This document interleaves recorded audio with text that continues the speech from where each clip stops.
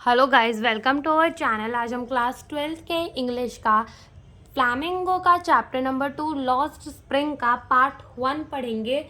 Sometime I find a rupee in the garbage, और second part में हम second वाला करेंगे। ठीक है, तो स्टार्ट करते हैं। अबाउट द ऑथर के बारे में देख लेते हैं हमें क्या क्या दिया है।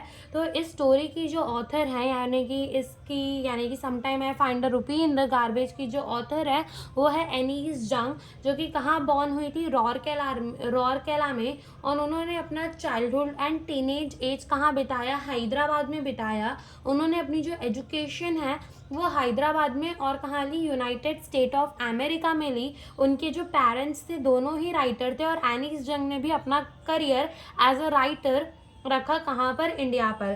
ठीक है, अब वो एक एडिटर भी थी, एक वो कॉलमनिस्ट भी थी जो for major newspaper in the India और अब्रोड के लिए भी। और यहाँ पर जो हमें गिवन है कि sometime I find the rupee in the garbage, वो एक छोटा सा पार्ट है उनकी एक बुक का जिसका नाम था Lost Spring story of stolen childhood. और यहाँ पर वो एनालाइज करती है poverty of the child, okay, और उनके ट्रेडिशंस को भी। तो स्टार्ट करते ही हमारे अबाउट द ऑथर के बारे में इतना ही दिया होता, वो आप एक बार रीड कर लेना। अब हम स्टार्ट करते हैं sometime I find a rupee in the garbage. ठीक है, तो अब हम यहाँ से स्टार्ट करने जा रहे हैं। तो देखो, सबसे पहले लिखा है, why do you do this, I ask Saheb whom I encounter every morning scrounging for gold in the garbage dump of my neighbourhood.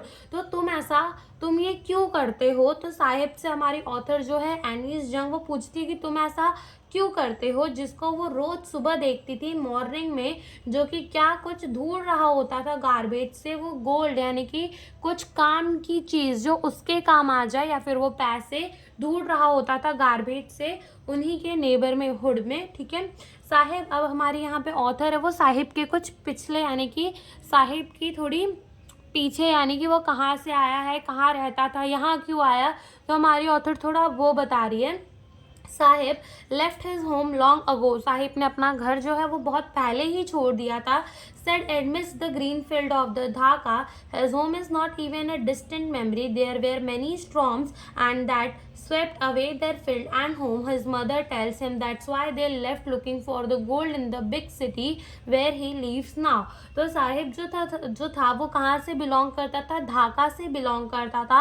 और अब जो साहिब का घर है वो एक मेमोरी की तरह बन के रह चुका है, बिकॉज ढाका में जो इतने सारे स्टॉर्म्स आते थे जिसके वजह से उनका जो घर था, वो खेती थी, सब कुछ डिस्ट्रॉय हो गया था, जैसा साहिब की मदर उसे बताया करती थी। दैट्स वाई वो अपना गांव छोड़कर, अपना ढाका छोड़कर एक नई सिटी में आए, जहाँ में वो लोग gold, looking for the gold, इसका मतलब उनके इनकम की सोर्स वगैरह देखने के लिए, जहाँ उन्हें खाना पीना मिल सके।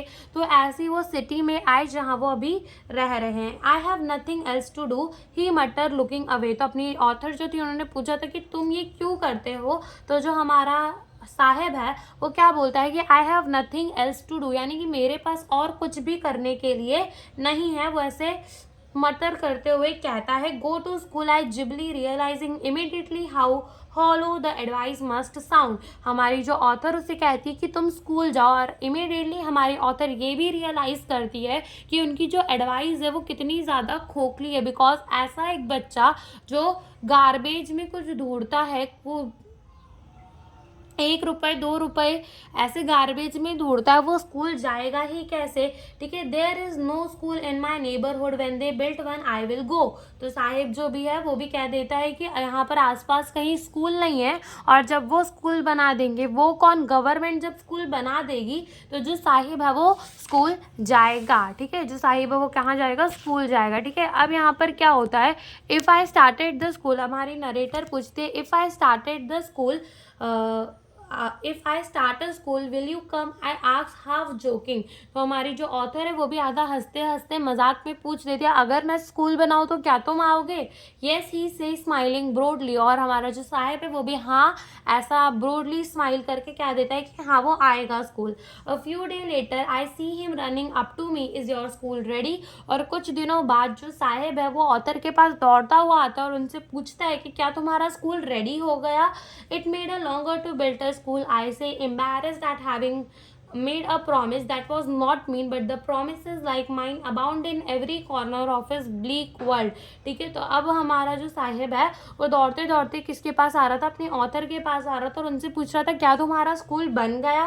तो जो हमारी ऑथर है उन्होंने तो जोकिंग में मतलब जोक करते हुए पूछ लिया थी कि अगर मैं स्कूल बनाऊंगी तो तुम आओगे। तो जो हमारी ऑथर है वो कह रही थी कि नहीं, स्कूल बनने में तो बहुत ज़्यादा टाइम लगता है, और वह शर्मिंदगी भी महसूस कर रही थी, एम्बेरस्ड भी हो रही थी, बिकॉज उन्होंने ऐसा प्रॉमिस किया था साहिब को जो कि कभी पूरा हो ही नहीं सकता था, जिसका कोई अर्थ ही नहीं था।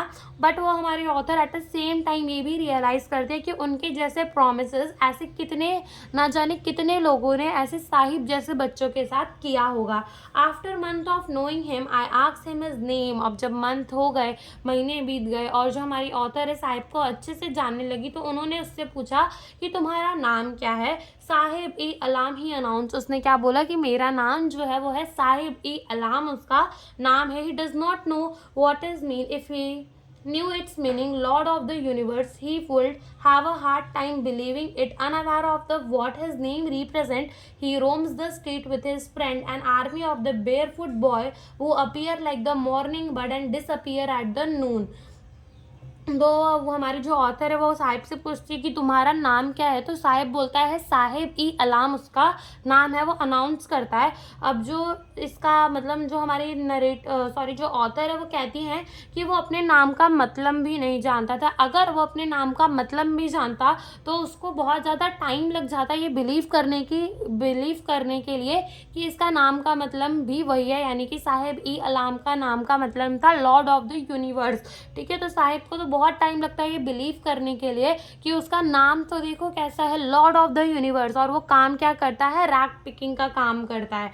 ठीक है, और वो स्ट्रीट में घूमता रहता है अपने दोस्तों के साथ। An army of the barefoot boy, army of the barefoot boy का मतलब ये कि वो जितने भी सारे बच्चे होते थे वो बिना चप्पल पहने आया करते थे, जो कि एक मॉर्निंग बर्ड की तरह दिखते थे। सुबह सुबह वो दिखते थे और डिसअपियर एट द नून, और नून होते दोपहर होते वो सारे चले जाते थे। ओवर द मंथ अब जो हमारी ऑथर थी वो हर एक को रिकॉग्नाइज करने लगी थी। Why aren't you wearing chappals, I asked one. अब हमारी जो नरेट ऑथर है वो पूछ रही है एक लड़के से कि तुमने चप्पल क्यों नहीं पहनी। My mother did not bring them down from the shelf, he answer simply. तो उसने सिंपली क्या आंसर दे दिया कि मेरी जो मदर है उन्हें शेल्फ से निकाल नहीं रही। Even if she did he will throw them off at another who is wearing shoes that do not match. अब जो हम एक और बच्चा रहता है वो कहता है कि अगर उसकी मम्मी शेल्फ से निकाल भी देगी चप्पल तो ये उसे पहने का नहीं, फेंक देगा। वह ऐसा क्यों बोलता है, बिकॉज हो सकता हो वो चप्पल छोटी हो गई हो या फिर वो चप्पल भी खराब हो, दैट्स वाई वो बोलता है। जो कि खुद तो शूज़ पहना होता है बट वो शूज़ होते हैं वो मैच के नहीं होते। When I comment on it he shuffles his feet and से नथिंग। जब हमारी नरेटर जो है उस बच्चे पे कमेंट करती है उसके शूज़ जो मैच नहीं हो रहे तो वो कुछ नहीं बोलता, शफल कर लेता है अपने फीट को। I want a shoes says a third boy who has never own a pair all his life. अब एक तीसरा लड़का है जो कहता है कि मुझे भी शूज़ चाहिए। Travelling across the country I had seen a children walking barefoot in the cities on village road. It is not lack of money but a tradition to stay the barefoot is one explanation. ठीक है, तो वो हमारी जो narrator कहती है वो कहती है मैंने अक्रॉस कंट्री ट्रैवल किया और मैंने देखा है कि जो चिल्ड्रन होते हैं वो बेयरफुट चलते हैं, नंगे पैर चलते हैं। सिटीज़ में भी देखा और विलेज की रोड में भी देखा है, बट वो पैसे की कमी की वजह से नहीं होता था। वो क्यों होता था, बिकॉज उनका एक ट्रेडिशन था। ठीक है, मतलब हमारी ऑथर जब भी पूछती थी कि वो ऐसे चप्पल क्यों नहीं पहने तो वो क्या कह देते थे कि वो उनका जो है ट्रेडिशन है। क्या है, ट्रेडिशन। जैसे हम भी अगर अक्सर मंदिर वगैरह जाते हैं तो हम भी चप्पल नहीं पहनते, तो वो उनका एक ट्रेडिशन है, तो वो अपना एक ही एक्सप्लेनेशन देते थे। I wonder if this is only an excuse to explain away a perpetual state of the poverty. लेकिन हमारी जो ऑथर है उन्हें क्या लगता था, उन्हें लगता था कि ये एक एक्सक्यूज़ है। ठीक है, I remember a man from the Udupi, I remember a man I remember a story a man from the Udupi once told me. As a young boy, he could go to school past an old temple where his father was a priest. अब यहाँ पर एक मंदिर है, उदीपी की story बता रही है हमारी नरेटर, उनको एक स्टोरी याद आ जाती है उदीपी से। तो एक यंग बॉय होता है जो कि स्कूल जाता होता है ओल्ड टेम्पल के पास से, यानी कि उसके जो फादर होता है वो ओल्ड टेम्पल के पंडित होता है और वो पंडित का ही बेटा होता है, ठीक है। और वो क्या करता है, हमेशा भगवान से पेयर ऑफ द शूज के लिए प्रे करता है। He will stop bravely at the temple and pray for a pair of the shoes, यानी कि वो लड़का स्कूल जाने से पहले मंदिर पे रुकता था एंड मंदिर पे रुककर वो प्रे करता था कि उसको पेयर ऑफ द शूज मिल जाए, ठीक है। 30 year later I visited his town and the temple which was now dwarfed in an air of desolation. In the backyard where lived the new priest, there is a red and the white plastic chair. A young boy dressed in a grey uniform, wearing the socks and the shoes, arrived panting and threw his school bag on a folding bed. यानी कि यहाँ पर क्या बोल रही है हमारी narrator की 30 ईयर बाद जब हमारी जो ऑथर है फिर से विजिट करती है उसी टाउन और उसी टेम्पल को, तो अब उस टेम्पल पे एक नया पंडित था, जहाँ पर बैकयार्ड में जो नया पंडित का था वो घर था और उसका जो बेटा था वो स्कूल भी जाता था। उसके घर पे रेड और वाइट प्लास्टिक की चेयर्स रखी थी और जो पंडित का बेटा था वो white colour grey uniform dress, मतलब वो स्कूल जाता था, ड्रेस था ग्रे यूनिफॉर्म में, उसने सॉक्स भी पहने थे और उसने शूज भी पहने थे और वो पैंटिंग यानी कि वो हाफता हुआ आता और अपना बैग जो है वो फोल्डिंग बैग में फेंक देता है। Looking at a boy I remember the prayer another boy had made to the goddess when he had finally got a pair of the shoes. तो हमारी जो नरेटर कहती है कि वो कहती है कि जब वो लड़के को देखती है तो उन्हें उस लड़के की प्रेयर याद आ जाती है जो गॉडेस से वो करता था और फाइनली यहाँ पर एक पंडित के बेटे को भी क्या मिल चुकी है, शूज मिल चुकी है। Let me never lose them, the goddess has granted his prayer. Young boy like the son of the priest now wore shoes but many other like the rag picker in my neighbourhood remain shoeless. तो यहाँ पर क्या होता है कि जो हमारी narrator है वो कहती है कि अब तो पंडित का बेटा भी शूज़ पहनता है, बट बहुत सारे लोग ऐसे हैं जैसे कि रैक पिकर उनकी नेबरहुड में वो अभी भी बेयर फुट ही घूमते थे। माई एक्यूटेंस with the barefoot rack picker lead me to the Simapuri, a place on the periphery of Delhi, yet miles away from it. Metaphorically, those who lived here are squatters who come from the Bangladesh back in the 1971. Sahib's family is among them. Simapuri was then a wilderness, it still is, but it is no longer empty. तो मतलब जो हमारी लेखक की जो जान पहचान थी बेयरफुट बॉय के साथ, यानी कि बेयरफुट रैक पिकर्स के साथ, तो वो उनको कहाँ ले आते हैं, सीमापुरी में, जो कि दिल्ली में है, ठीक है। अब जैसे नाम क्या है, दिल्ली, अब दिल्ली से को सोच के अपन कैसे सोचते हैं कि बड़ी बड़ी सिटीज़, बड़ी बहुत ज़्यादा डेवलप सिटी होगी, ठीक है, बट एकदम मेटामॉर्फिकली यानी एकदम अलग, जैसे कि एकदम अपोजिट। दिल्ली में सब एकदम डेवलप होना चाहिए, इम्प्रूव्ड, एकदम सब डेवलपिंग टाइप की चीज़ है, ठीक है। बट यहाँ पर जो सीमापुरी था वो एकदम अंडर डेवलप एरिया था, यानी कि वहाँ पे कोई फैसिलिटीज़ नहीं थी। और साहिब की फैमिली, यहाँ पर जितने भी लोग रहते थे सब कहाँ से आए थे, बांग्लादेश से आए थे, और साहिब की फैमिली भी उन्हीं में से एक थी। अब सीमापुरी थी वो बहुत जंगल जैसी जगह थी, यानी कि वहाँ पे पहले के समय पे जो सीमापुरी थी वो जंगल जैसी जगह थी और वहाँ पर कोई नहीं रहता था, बट वो अभी भी जंगल जैसी जगह तो है, बट अब वो खाली नहीं है। In the structure of the mud with the roof of tin and tarpaulin devoid of sewage drainage और running water live 10,000 rag picker. अब यहाँ पर क्या होता है, मिट्टी के घर बने हुए हैं, रूफ से टिन की, और वहाँ पे सीवेज का कोई सिस्टम नहीं है, ड्रेनेज का कोई सिस्टम नहीं है और रनिंग वाटर का, लेकिन वहाँ पे 10,000 रैक पिकर सब रहते हैं। They have lived here for more than 30 year without an identity, without permit, but with ration card that get their name on the voter list and enable them to buy the food grain. अब तो यहाँ पर जितने भी rag pickers रहते हैं ना वो 30 ईयर्स से रह रहे हैं, विदाउट कोई आइडेंटिटी नहीं है उनके पास, ठीक है, विदाउट बट कोई आइडेंटिटी नहीं है उनके साथ, कोई परमिट नहीं है कि वो सीमापुरी में रह सके, बट उनके पास क्या है, एक राशन कार्ड है जिससे वो अपना नाम कहाँ पा लेते हैं, वोटर लिस्ट में मिल जाता है उनको उनका नाम, और वो ग्रेन फूड यानी कि खाना खरीदते हैं। अब food is more important for the survival than an identity. अब जो फूड है वो ज़्यादा इम्पॉर्टेंट है उनके लिए, सर्वाइवल यानी जीने के लिए जो खाना है वो ज़्यादा इम्पॉर्टेंट है देन द आइडेंटिटी। आइडेंटिटी एक बार को नहीं होगी, इंसान फिर भी जी लेगा, बट खाने के बिना कैसे जिएगा। तो वही at the end, if at the end of the day we can feed our family and go to the bed without an itching stomach, we would rather live here than in the field that gave us no grain, say a group of the women in the tattered saris. When I asked them why they left their beautiful land of the green field and the river, ठीक है, तो देखो क्या होता है कि यहाँ पर जो एंड ऑफ द डे में वो देखो ऐसा कोई बोल रहा है, क्या कुछ औरतें खड़ी होती है ग्रुप में और वो कहती है कि दिन के आखिरी में हम अपनी फैमिली को फीड कर सकते हैं, हम मतलब भूखे पेट सोएंगे नहीं अब। और वहाँ अपने हम रहते थे जहाँ पर अपना जो फील्ड था, जो अपन को कोई ग्रेन नहीं, यानी कि उसमें से कुछ मतलब खेती कुछ होती ही नहीं थी अच्छे से, तो इससे अच्छा तो वो यहाँ पर आ गए। एक ग्रुप ऑफ वुमेन कहती है जो कि टाटर यानी कि फटी हुई थोड़ी साड़ी पहनी होती है, ठीक है। अब जब हमारी ऑथर जो है वो उनसे पूछती है कि उन्होंने अपना ग्रीन फील्ड इतना अच्छा छोड़ क्यों दिया, अपना जहाँ वो पहले रहते थे इतना अच्छा छोड़ क्यों दिया। Whenever they find the food they pitch their tent that become transits home, children grown up in them becoming the partner in the survival, and the survival in the Seemapuri means a rag picking.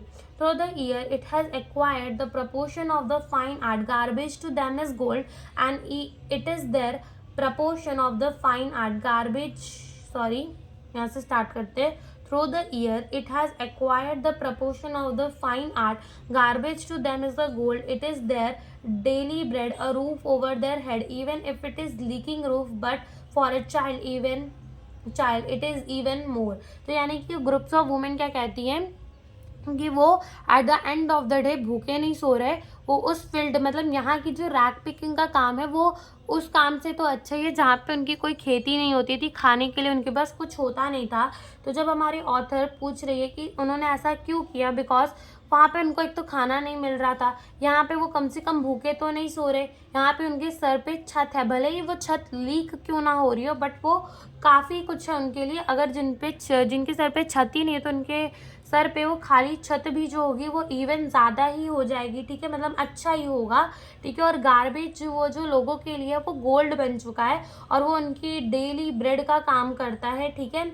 I some time find the rupee in the garbage even a 10 rupee note, साहिब से। तो sometime जो है साहिब क्या बोलता है कि उसको एक रुपीज़ मिल जाता है या फिर 10 रुपीज़ की नोट मिल जाती है, तो वो बताता है कि गार्बेज में उसे ये सब मिलता है और उसकी जो आँखें होती है वो चमक रही होती हैं। When you can find the silver coin in the heap of the garbage, you don't stop scourging, for there is hope of finding more. It's seen that for the children, garbage has a meaning different from what it means to their parent. For the children, it is wrapped in wonder. For the elder, it is the means of the survival. तो अब जो साहेब है वो कहता है कि कभी कभी तो वो रुपीज़ और इवन द 10 रुपी का नोट भी जो है वो पा लेता है और उसकी आंखें ये कहते कहते चमक रही होती हैं, ठीक है। और हमारी जो ऑथर है वो भी कह रही है कि अगर आपको एक सिल्वर का कॉइन मिल जाए गार्बेज के अंदर तो आप रुकोगे नहीं और गार्बेज में से कुछ ढूंढने के लिए, ठीक है। वहाँ पे अपन को होप होती है कि अपन को शायद और मिल जाए, शायद और मिल जाए, ठीक है। तो ये कह रही है कि it seems that for the childrens के लिए जो रैक पिकिंग का काम है वो एकदम वंडर की तरह है, वो और ढूंढते शायद कुछ और मिल जाए, कुछ और मिल जाए। बट वहीं अगर हम एल्डर्स के लिए देखें तो वो मीन्स ऑफ द सर्वाइवल है, यानी कि उनको वहाँ रहकर जीना है। One winter morning, I see Sahib standing by the fence gate of the neighborhood club, watching the two young men dressed in white playing tennis. तो एक विंटर को जो हमारी ऑथर है वो साहिब को देखती है जो फेंस यानी कि गेट के बाहर खड़ा होता है नेबरहुड क्लब के, जहाँ पे जो दो यंग मैन हैं वो वाइट कलर के कपड़े पहने होते हैं और वो टेनिस खेल रहे होते हैं। I like the game he hums content to watch it standing behind the fence. अब जो साहिब वो कहते हैं कि उसे भी गेम अच्छा लगता है और वो बाहर खड़े खड़े ही बोल रहा होता है I go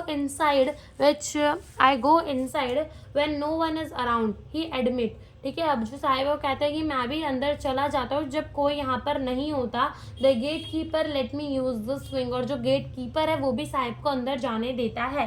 Sahib two is wearing the tennis shoes that look strange over his discolour shirt and short, और इस बार साहिब ने भी क्या पहन रखा था, टेनिस का शूज पहन रखा था जो कि बहुत ज्यादा स्ट्रेंज दिख रहा था उसके डिसकलर शर्ट्स में एंड शॉर्ट में। Someone give them to me. अब जो साहिब वो कह रहा है कि किसी ने मुझे ये दिए हैं। ही से in the manner of an explanation the fact that they were discarded shoes of the fact that they are discarded shoes of some rich boy who perhaps refused to wear them because a hole in one of them does not bother him। तो ये जो shoes पहन रखे थे साहिब ने tennis के, वो किसी रिच बॉय के थे जिसने वो शूज़ को डिस्कार्ड कर दिया होगा, चाहे वो अभी पहनना नहीं चाहता होगा, बिकॉज उसमें क्या हो गया था, एक होल हो चुका था। ठीक है। और वो साहिब को वो होल से इतना ज़्यादा साहिब को प्रॉब्लम नहीं हो रही थी, बट वो जो रिच बॉय था उसने वो शूज़ साहिब को दे दिए थे। ठीक है। For one who has walk barefoot even the shoes with the hole is dream come true. तो यहाँ पे हमारी ऑथर कहती है ऐसा बच्चा जो कि बेयर फुट घूमता था उसके लिए तो एक शूज जिसमें एक छेद है तो वो भी एक ड्रीम की तरह ही हो जाएगा। But the game he is watching so intently it is out of rich. But जो गेम साहिब देख रहा था वो तो बहुत आउट ऑफ रिच, यानी कि साहिब के बस का वो गेम नहीं था। This morning Saheb is on his way to the milk booth. अब इस मॉर्निंग जो साहिब था वो जा रहा था मिल्क बूथ। मिल्क बूथ क्या होता है, जहाँ पे मिल्क का सारा सामान बनता है। ठीक है, वहाँ मिल्क बूथ होता है। ठीक है, तो साहिब कहाँ जा रहा था, मिल्क बूथ में जा रहा था। In his hand is the steel canister. उसके हाथ में क्या था, एक स्टील का कैनिस्टर था जिसमें दूध वाले दूध लाते हैं, तो वैसा। I now work in a tea stall down the road, he say pointing the distance। ठीक है, अब साहिब जो है डिस्टेंस में मतलब उंगली दिखा के कहता है कि मैं जो है टी स्टॉल में काम करने लगा हूँ। I am paid 800 rupees and all my meal. और उसको जो है साहिब को 800 यानी कि 800 रुपीज़ मिलते हैं और उसका पूरा खाना मिलता है। Does he like the job. अब हमारी जो ऑथर है वो पूछती है कि क्या उससे वो जॉब पसंद है। His face I see has lost the carefree look. तो यहाँ पर जो हमारी ऑथर है वो कहती है कि जो अपना साहिब है उसका केयर फ्री लुक, यानी कि उसके फेस में जो वो रैक पिकिंग का काम करता था, जितना वो खुशनुमा होकर वो काम करता था, अब जो है उसके चेहरे पे इतनी केयर फ्री लुक नहीं है। The steel canister seems heavier than the plastic bag he will carry so lightly over his shoulder. अभी जो स्टील का कैनिस्टर है वो ज़्यादा हेवियर है उस प्लास्टिक बैग से जो वो कैरी करता था so lightly on his shoulder, यानी प्लास्टिक का बैग कैरी किया करता था जब वो रैक पिकिंग का काम करता था, तो वो प्लास्टिक का बैग जो था वो ज़्यादा हल्का होता था। ठीक है, तो बैग वॉज हिज। ठीक है, वो जो बैग था जो वो प्लास्टिक का बैग कैरी करता था रैक पिकिंग के लिए वो उसका था। बट जो स्टील का कैनिस्टर है वो किसका है, उस टी शॉप वाले मतलब उस मैन का है जिसकी टी शॉप की दुकान है। और जो साहिब है वो no longer his own master, यानी साहिब जो है अपने मन का मालिक अब नहीं रह गया। यही हमसे इस चैप्टर में बताया था। Thank you for watching the video.